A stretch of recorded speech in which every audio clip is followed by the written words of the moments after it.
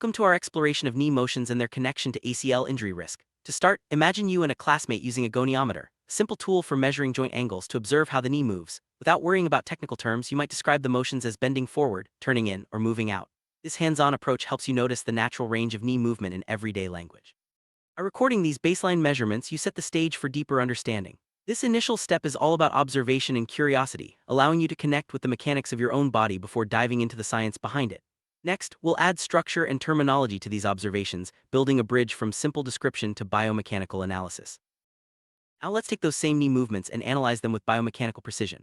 After learning about planes and axes, you'll repeat your measurements, but this time you'll identify the plane of motion sagittal, frontal, or transverse, and the axis of rotation mediolateral, anteroposterior, or longitudinal. Using terms like flexion, extension, valgus, varus, and internal or external rotation, you'll record the angles with accuracy.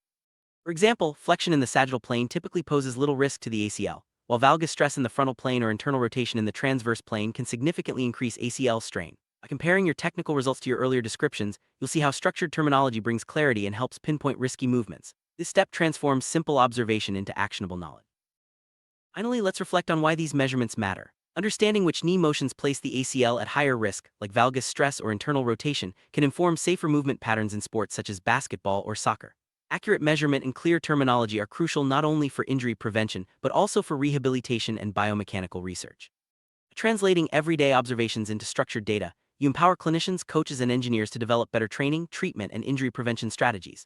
This approach bridges the gap between classroom learning and real-world application, reinforcing the importance of biomechanics in health and performance. Remember, every precise measurement and clear description brings us closer to safer, stronger athletes.